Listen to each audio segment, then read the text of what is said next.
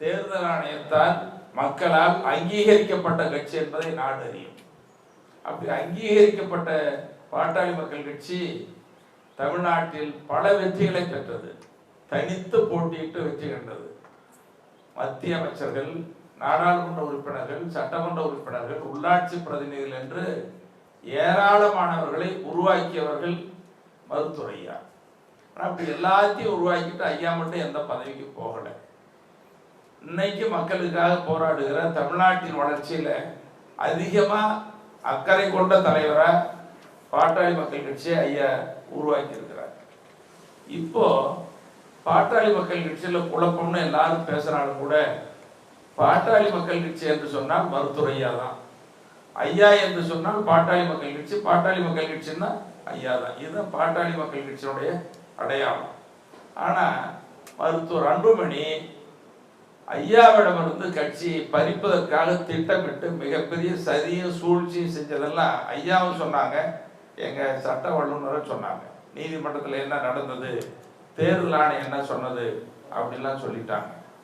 இப்போ இந்த வரக்கூடிய தேர்தலுக்கு முன்பாக மருத்துவர் அன்புமணி தேர்தல் ஆணையத்தின் போலி ஆவணங்களை கொடுத்தது, அங்கிருந்து கடிதம் பெற்றது, அதையெல்லாம் மருத்துவர் ஐயா அவர்கள் டெல்லி உயர் நீதிமன்றத்தில் வழக்கு தொடர்ந்த அடிப்படையில் நீதிமன்ற தீர்ப்பு வந்தது.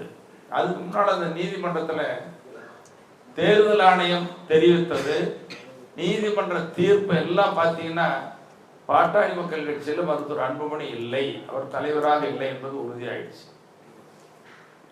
அப்ப நீங்க தேவையானால் சிவில் நீதிமன்றத்துக்கு போலான்னு தீர்ப்பளிச்சிருச்சு.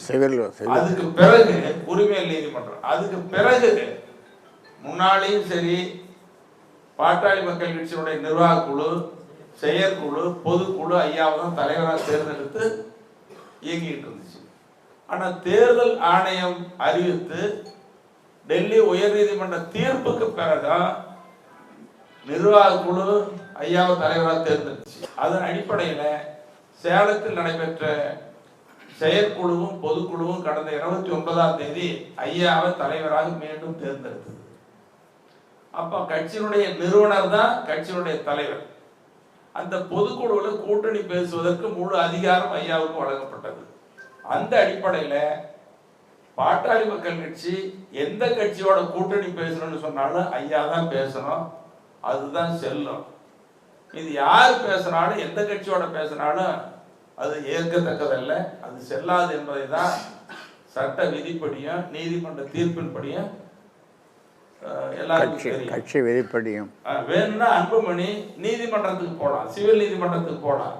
சிவில் நீதிமன்றம் என்ன சொல்லுதோ அதை கேட்டு நடக்கலாம். பேசுவதற்கு அவருக்கு உரிமை இல்லை, அதிகாரம் இல்லை. அதனால இப்ப எடுத்துக்கிட்டீங்கன்னா கடலூர்ல நடந்த பொதுக்குழுவில் ஐயோ ரொம்ப உருக்கமா பேசினாங்க. தமிழ்நாட்டு மக்கள் எல்லாம் அப்படியே கண்கலங்கி பேசினாங்க.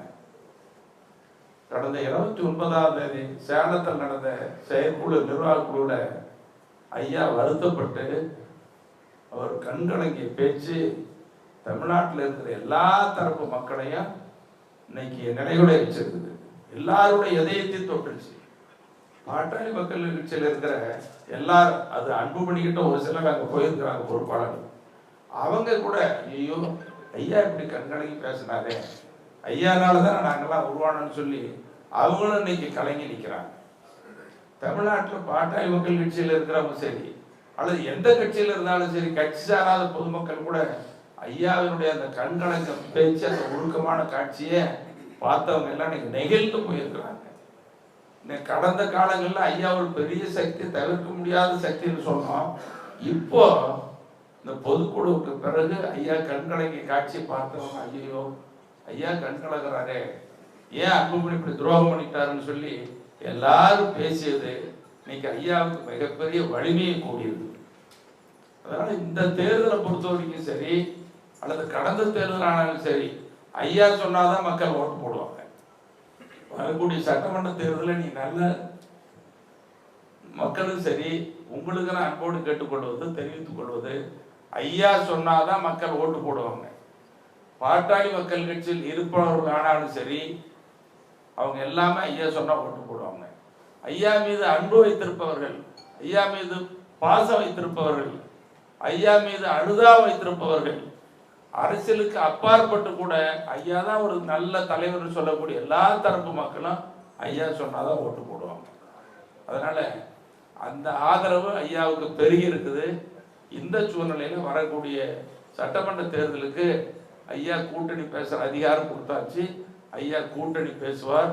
நல்ல கட்சிகளோடு, வெற்றி பெறக்கூடிய கட்சிகளோடு கூட்டணி பேசி வெற்றி கூட்டணியை உருவாக்குவார். ஐயா அமைக்கிற கூட்டணி, ஐயா கூட்டணி சேருகிற கட்சி தான் ஆட்சி அமைக்க. அவர் ஒன்றும் மாற்றமே இல்லை. அது எந்த கட்சியாக இருந்தாலும் சரி, ஐயா சேர்ற கூட்டணி வெற்றி கூட்டணி, அந்த கட்சி தான் ஆட்சி அமைக்கும்.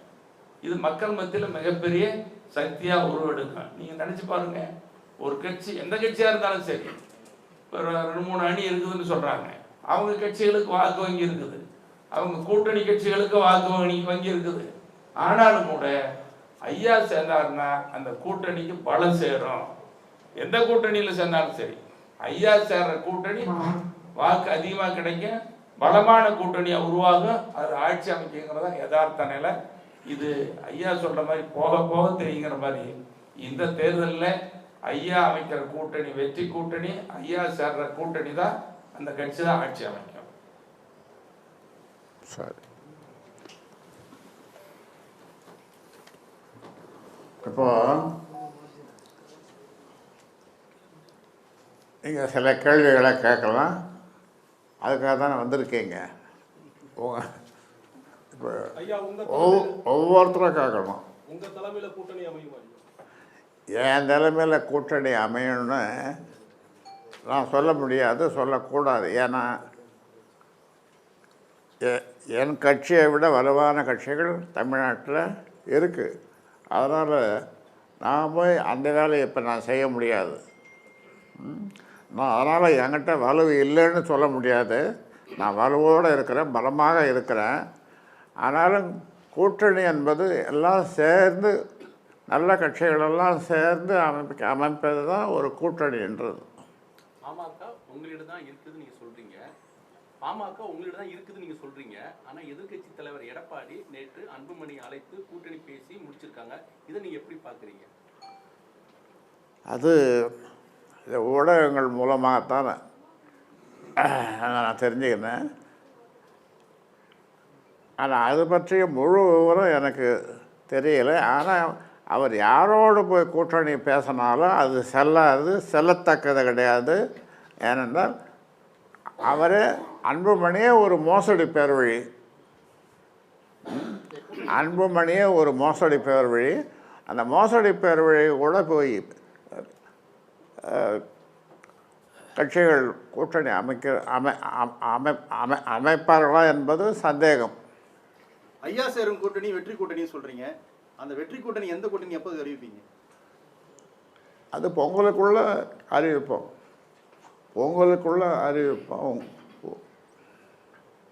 ஐயா, நேற்று நடந்த நிகழ்வு ஒப்புக்கொள்ள முடியாதுன்னு சொல்றீங்க. அப்படி இருக்க பட்சத்தில் அதிமுகவுடன் கூட்டணி பேச்சுவார்த்தை நடத்த வாய்ப்பு இருக்கா? அதான் இப்போ நேற்று தான் அந்த செய்தி வந்திருக்கு. அதன் பிறகு இனிமேல் என்ன செய்யணுன்றது எங்களுடைய மூத்த தலைவர்கள் எல்லாம், நிர்வாக குழு அவங்கெல்லாம் கூடி அடுத்து நாம் என்ன செய்யணும், இப்படி நடந்திருக்குது அப்படின்ற மாதிரி அவங்களுக்கெல்லாம் அதை சொல்லி செய்தியை தெரிவித்து அவங்களுடைய கருத்துக்களை கேட்டு தான் நம்ம முடிவெடுப்போம். தன்னிச்சையாக நான் முடிவெடுக்கிறதில்ல எப்போவுமே. சார், எதன் அடிப்படையில் அதிமுக பாமகவோடு கூட்டணி வைத்தாங்கன்னு பார்க்குறீங்க? ஏன்னா இப்போ அவங்களுடைய தரப்புல சின்னமும் சரி, அதே போல கட்சி எங்களிடம் தான் இருக்குன்னு சொல்லி சட்ட ரீதியாக சொல்றாங்க. பாமகவுடைய பாலு அவர்கள் தெரிவிக்கிறாங்க. அதனால அதிமுக பாமக கூட்டணி வந்து உருவாயிடுச்சுன்னு பாக்குறீங்களா? உங்களோட பேச்சுவார்த்தை நடத்தினாரா எடப்பாடி பழனிசாமி? என்ன சொல்றாரு? இல்லை, சட்ட ரீதியாகவும் அன்புமணிக்கு தான் பாட்டாளி மக்கள் கட்சியின் தலைவராக இருக்குது. மாம்பழச்சன்னா அங்கே தான் சட்ட ரீதியாக இருக்குதுன்னு வழக்கு. அதில்னா இவ்வளோ நேரம் எல்லாம் விரிவாக சொன்னால் கோர்ட்டு நடவடிக்கை அங்கே நடந்தது போனது. விதி 13 கட்சியினுடைய அந்த விதி, அந்த 13 தெளிவாக சொல்லுது. எதை செய்தாலும் எதை பண்ணாலும் என்னுடைய நிறுவனருடைய அனுமதி பெறணுன்றது விதி 13 சொல்லுது. இல்ல அது இருந்தாலும் அதிமுகவுடைய பொதுச் செயலாளர் எதிர்கட்சியா இருக்கக்கூடியவர், ஸோ அவருக்கும் அந்த புரிதல் இருந்திருக்கும், கட்சி யாரிடம் இருக்கின்ற அந்த அடிப்படையில் தானே பேச்சுவார்த்தை நடத்தியிருப்பாங்க. கூட்டணியே உறுதிப்படுத்திட்டோம்னு நேற்று சொல்லியிருக்காரு. தொகுதிகள்லாம் பேசி முடிச்சாயிடுச்சு. அதை பற்றியெல்லாம் அடுத்து நம்ம கூடுற இது பத்திரிகையாளர் சந்திப்பில் இந்த கேள்விக்கெல்லாம் நான் பதில் சொல்கிறேன். அதுக்கு விளக்கம் சொல்லிடுறேன். சொல்கிறேன்.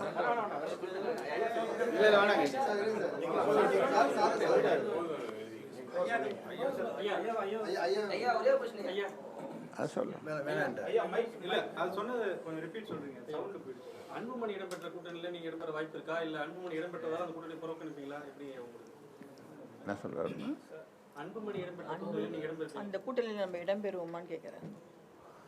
அதெல்லாம் இப்போ சொல்ல முடியாது. நான் என்ன சொன்னேன், அதாவது எங்கள் மூத்த தலைவர்கள், கட்சியில் இருக்கிற முக்கிய தலைவர்கள் அவர்களெல்லாம் கலந்து பேசி நாங்கள் முடிவெடுப்போம். நானும் தனியாக எப்பொழுதுமே நம்ம முடிவெடுக்கிறதில்ல. அதனால் எல்லோரும் கலந்து பேசி, தலைவர்களெல்லாம் கலந்து பேசி முடிவெடுப்போம். இப்போ இருக்கிற அரசியல் நிலைமை, நேற்று நடந்த கூத்து தெருக்கூத்த மாதிரி நேற்று ஒன்று நடந்ததில்லை. அந்த தெருக்கூத்தை பற்றியெல்லாம் நாங்கள் பேசுவோம். அநேகமாக நாளைக்கு பேசுவோம். எல்லோரும் தகவல் சொல்லியிருக்கிறோம், பேசுவோம். அன்புமணி அவர்களை மட்டும் புறக்கணிப்பீங்களா, அதிமுகவும் புறக்கணிக்க போறீங்களா இந்த தேர்தல்? ஏன்னா அவங்க கூட்டணியை உருவாக்கிட்டாங்க. அன்புமணியை மட்டும் புறக்கணிக்கிறீங்களா, இல்லை அதிமுகவையும் புறக்கணிக்கிறீங்களான்னு கேட்குறாங்க. இந்த கேள்விக்கெல்லாம் பதில் ஒரு 2 நாளில் உங்களுக்கு கிடைக்கும். புரியுதா? 2 நாளில் நாங்கள் தலைவர்கள்லாம் கூடி மறுபடியும் உங்களை கூப்பிடுவோம். அதுக்கான பதில் நீங்கள் கேட்குற கேள்வி எல்லாத்துக்கும் பதில் கிடைக்கும். கூட்டணி தொடர்பாக தமிழக முன்னாள் அமைச்சர் CV சண்முகம் உங்களை தொடர்பு கொண்டதாகவும், நீங்க அவருக்கு அப்பாயின்மெண்ட் கொடுக்காதனாலவும் அவங்க அன்புமணி சொல்றாரு. CV சண்முகம் உங்ககிட்ட சந்திச்சு பேசுறதுக்கு அப்பாயின்மெண்ட் கேட்டதாகவும், நீங்க கொடுக்காதனால தான் அன்புமணி கிட்ட போனதாக தகவல் வருது. அது உண்மையா? எல்லாம் அதாவது அன்புமணி சாதாரணமாக தமிழ்நாட்டு அரசியலில் சொல்லுவாங்க,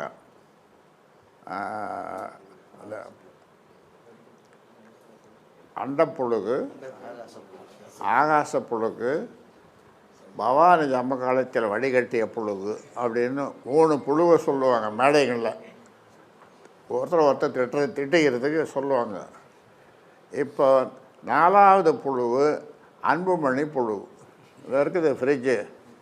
இந்த ஃப்ரிட்ஜ் அளவு ஒரு 10 பை வச்சுருக்காப்புல புழு. ஒன்று எடுத்து விடுவான். எல்லாம் புழு, ஒன்று கூட உண்மையாக இருக்காது. அது என்கிட்ட நான் வளர்த்தேன், 20 வருஷமாக வளர்த்தேன். 4 தரம் பொதுச்செயலாளராக ஆக்கினேன். அவன் போய் வீட்டுக்கு போய் வீட்டுக்கு போய் துணிமணிலாம் எடுத்துகிட்டு வரான்னு பார்த்தா, அங்கே பார்த்தா ஒரு காரு, பழைய காரு முன்னால் நின்று ஃபோட்டோ எடுத்துக்கிறான். இப்படி இந்த மாதிரி காட்சிகளெல்லாம் தமிழ்நாட்டில் நடந்ததே கிடையாது. எல்லாம் நான் வளர்த்த பசங்கள்னு சொல்லுறதா, பையன்கள்னு சொல்லுறதா, இல்லை பிள்ளைகள்னு சொல்லுறதா? இந்த பிள்ளை தவிர, அன்புமணி தவிர மீதி பேர் எல்லாம் நான் வளர்த்தவன் தான். எவனாவது கேட்கலங்க, ஐயா உனக்கு என்ன தீமை செய்திருக்காருன்னு கேளுங்க. அங்கே இருக்கிறவன்கிட்ட, ஐயா எங்களுக்கு நல்லதான் செய்தார், எல்லாம் நல்லதான் பண்ணுவார், உன் மனசாட்சியை தொட்டு சொல்கிறா அப்படின்னு கேட்டால், என் மனசாட்சி அதான் சொல்லுது, ஐயா நல்லவர், எனக்கு நன்மை தான் செய்தார், என்னை வளர்த்துருக்காருன்னு தான் சொல்லுவான். அன்புமணி தவிர. நல்ல கூட்டணி அமைப்புன்னு சொல்லியிருந்தீங்க, அது திமுகவா? அவங்களோட பேச்சுவார்த்தை நடத்துறீங்களா? இப்போ விஜய் அவர்கள் பார்ட்டி தொடங்கி இருக்கிறாரு, தமிழக வெற்றி கழகம், அதுக்கும் ஒரு ஆப்ஷன் இருக்கா? அதாவது அரசியலில் என்ன ஒன்றாலும் நடக்கும். புரியுதா? அரசியலில் என்ன ஒன்றாலும் நடக்கும், என்ன மாற்றங்கள் ஒன்றாலும் வரும். அது 2 நாள் நாங்கள் தலைவர்கள் கூடி பேசுகிறோம். தலைவர்கள் கூடி பேசி கருத்து பரிமாற்றங்கள் வந்த பிறகு அதன் பிறகு நாங்கள் ஒரு முடிவை எடுப்போம். அந்த முடிவை எடுத்து உங்களுக்கு சொல்லுவோம், இதே மாதிரி கூட்டி சொல்லுவோம். ஐயா தேர்தல் கூட்டணி குறித்து ஐயா ஐயா வணக்கம். ஐயா தேர்தல் கூட்டணி குறித்து அதிமுக பொதுச் செயலாளர் எடப்பாடி பழனிசாமி உங்கள்கிட்ட எதில் தொடர்பு கொண்டு பேசினாங்களா? எந்த தொடர்பும் இது வரைக்கும் வச்சுக்கல.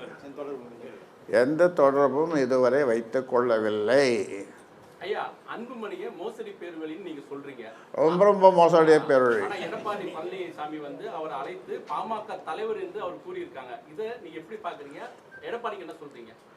அதாவது இவன் போயிருப்பான், இவன் போய் அங்கே மறுபடியும் ஒரு பொய்யை சொல்லி அன்புமணி புழுவில் ஒரு புழு எடுத்து விட்டுருப்பான். எடுத்து விட்டு இத்தனை சீட்டு பேசி இது பண்ணிருக்கேன்னு சொல்லியிருப்பான்.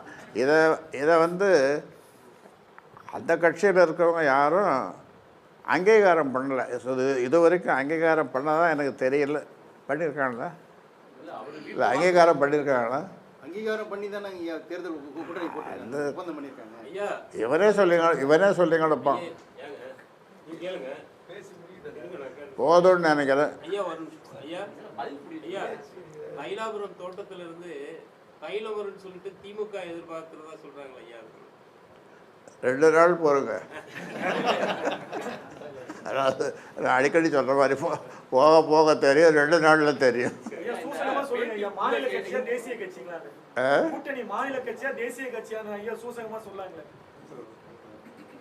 அது தேசியமாகவும் இருக்கலாம், அது திராவிடமாகவும் இருக்கலாம், தமிழகமாகவும் இருக்கலாம். ஐயா இந்த பேட்டி மூலமா எதிர்க்கட்சி தலைவர் எடப்பாடி பழனிசாமிக்கு நீங்க என்ன சொல்றீங்க? பாமக கூட்டணியா நான் எதுவும் சொல்ல விரும்பவில்லை, இப்பொழுது விருப்பமும் இல்லை. 2 நாள் நாங்கள் தலைவர்களெல்லாம் பேசிய பிறகு ஒரு முடிவுக்கு வருவோம். ஆக இப்போ யாரை பற்றியும் எதுவும் சொல்வதற்கு நான் தயாராக இல்லை, எந்த விமர்சனமும் செய்ய தயாராகவும் இல்லை. 2 நாட்களுக்குள் எடப்பாடியார் பேசுவார் என்று எதிர்பார்க்கலாம். 2 நாட்களுக்குள் எடப்பாடியார் பேசுவார் எதிர்பார்க்கலாம். இதுக்கு மேலே நீங்கள் கேள்வி கேட்க வேண்டாம், நான் பதிலும் சொல்ல தேவையில்லை.